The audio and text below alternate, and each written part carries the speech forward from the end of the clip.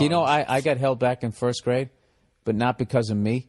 My brother was gonna borderline get held back in third grade, and then my They didn't dad. want you catching him. And no, my dad just had this one for all for one kind of thing. So he held everybody back, and then just felt like boys aren't as mature as girls. They should be held back. So he held all of us back. Yeah, that's part of why I was like the maturity level of just being I was the youngest. And you know what's funny is I still completely fucking screwed up in high school. Dude, I actually went back to my parents' house a few years ago, and, you know, I was getting the last remaining shit out of there.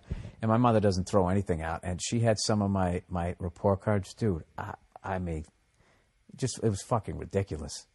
It was C's, D's, and we didn't have F's. They were called E's. I don't know why. Yeah, I had C. That was like C's, D, like the high water mark maybe was a solid C. And it was just D plus, D minus, D, E, E. And you're a smart guy. Huh? You're a smart guy. I mean, that's like interesting. Like, no, you're a smart guy. I mean, you're not a genius, but you're a smart guy. Yeah, no. From what I know, I'm smart in that I know what I'm good at, and what I'm good at is being a loudmouth fucking idiot. And somehow, thanks to this business, I'm able to turn that into a living. But if I was in anything else, I was always I got a good work ethic from my parents. But I trust me, dude, I failed at a lot of shit. Yeah, I just wanted to have fun, dude. That's all I want to do. I didn't want to work. I didn't mind working, but it had to be fun. That's why I liked working in warehouses. I liked blue collar jobs because there was this thing where you were working, but you weren't in like this office or this cubicle. You weren't in this designated area. It switched. You had different job sites, and everybody was fucking funny. Like, I had a buddy of mine. He did construction, and I went over to his job site one time, and dude, they were the funniest motherfuckers, and they had like catchphrases. They had this thing where they would do if anybody bitched, they would just like, someone would be like, you know, where the fuck is my nail gun? Blah, blah, and you hear somebody all on the other side of the house just go, wah! And do like this baby thing, this wah thing, and that's what they would, because what they were doing was this unbelievable, it was a fucking bitch of a job. So what it is, you just saw how humor worked, because if he starts bitching, everybody bitches, then you're just doing this job and you got this negative thing. Down, yeah. So it was this way to, because anybody would do it, they would start fucking laugh. Everybody else would start fucking laughing. You'd be in 90-degree heat, putting a fucking roof on a house, just hating your life. Dude, I remember one time I lasted 10 days doing this shit before I went back to the warehouses. I was fucking working with these guys, and we were putting a roof on something, and I had to put like the scaffolding, like the supports up, drilling holes in and fucking, you know, hanging on the side of the house so they could put the board across it so they could do the roof. And I remember next door was this house with a backyard with an in-ground pool, and these two fucking hot chicks are bringing out shit, and there's these two guys, fucking Jersey Shore-looking guys, laying out, right, and enjoying their fucking summer. And I was just sitting there going like, what the fuck is wrong with this picture? And I remember one of them at one point was looking up, watching us work, and like, he was just one of those good-looking, shredded guys, so he didn't have a fucking ounce of guilt. Nah. Not an ounce, where I would actually, in shame, gone back into the house like, I don't want to be enjoying the pool with those guys working like that. This guy was just fucking, like, you would have felt... Turning the radio louder. Dude, you would have felt like we were making the roof for him. He just fucking owned it. And I'll tell you, that guy, he has no regrets from his childhood. He crushed. You just see it. This guy's crushing everything. He was this fucking beautiful guy. That's funny. I still remember that. And there was this Irish guy. Billy, you must work quicker. You must work quicker. And at one point I got mad. It's like, dude, this is the first time I fucking ever put these up. If you want me to go faster and you land on your fucking back, I'll do it. You know, wah! You know, that type of shit. I've never had a real job. That's one thing I've loved about my life so far is I've never had one of those jobs where you just hate every day, like, you know, going into.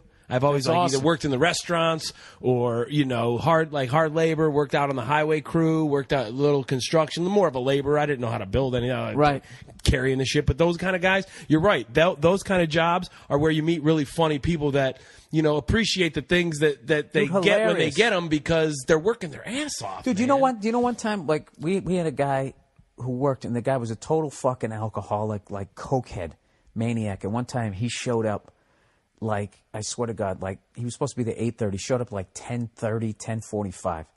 And he comes in all bleary-eyed. And his fucking hair was soaking wet from a shower. And he just comes walking in and he goes, oh, the traffic was brutal. his fucking hair was soaking wet, dude. His eyes looked like road maps, right? He's big. Like, it was funny. He had like this, he was a big guy, but he never worked out. It was just all calories from his awful life. And he had this limp fish handshake. He had skinny arms and skinny legs and just this keg of a chest. You know, and one of those guys just keeps pushing the pants down and tightening the belt.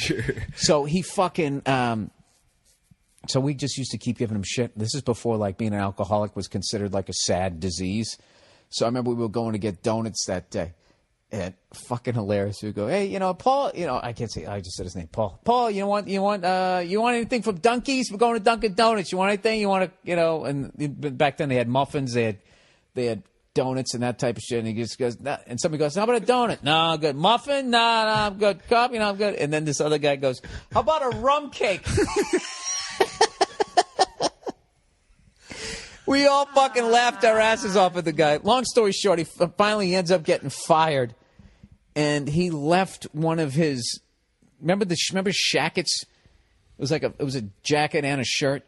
It was basically like a flannel shirt with like a lining. Yeah. It had the, yeah, shacket. So he left that thing behind. And this one dude, you talk about like a funny bastard and like, but really like artistic.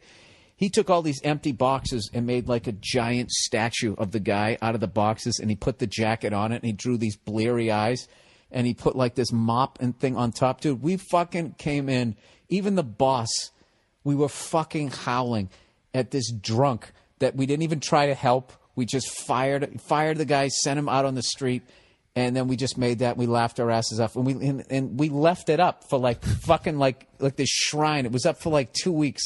And then finally the boss was just like, we're running low on boxes. You gotta fucking take that thing down. Dude, we had this other guy. I feel bad about this one. This guy, we hired this guy, and the boss thought it would be a good idea to hire somebody that was a little bit older to try to get some sort of fucking maturity. Because, dude, we just did all this dumb shit. Like, you didn't care about your job. You just did dumb shit. He could see that. We had like these things that we would do to get through the day. I remember there was this guy, hey, what bin is this thing in? And it was 737. And he kept going 737. And the guy, what? And he finally jumped off these boxes and did like this karate thing and went, what? 737? As loud as he could. And then one day we just decided we were all going to scream that at the same time. And the door was open from the warehouse into the suited area where everyone was dressed like Michael J. Fox. And out of nowhere, and if it was just really quiet summer day, the entire warehouse screamed at the top of their lungs, just went, what? 737? Right? And I remember our boss fucking picked it. So stupid. I don't know why we did it. Picked his fucking head up. And his boss immediately came running in. And he's going, they're yelling? They're yelling out here? What? Like we were animals. Like, what are they doing? And then he got fucking, I almost said bawled out. This is how old this story is. Remember that expression? Bawled out. He got yelled at. And then he came out. And he had this high-pitched voice, and he'd be like, you know, come on, you guys, you know, you're out here, blah, blah, blah. And then whenever he would talk, we would just do this impression of him back. We wouldn't even listen. We would just be going, come on, you guys, I love the trucks. And then he would just be frustrated and would walk away shaking his head, and we'd just be like, bunch of babies, just a bunch of babies. And we wouldn't listen to anybody, like the level of mad that he had to get, because that's right, because he used a substitute teacher. No, he used to be us, and then he got promoted. Ah, there you go. And then that's what it was. Like, I've often wondered how Bill Russell was able to coach his players, even though they all won together, and he was the legend. He had 9 rings at that point, 10 rings before he got his 11th. Like, there's just something about like, dude, you're telling me to run the stairs now? Give me a fucking break. Exactly. That's where. Yeah. Come on.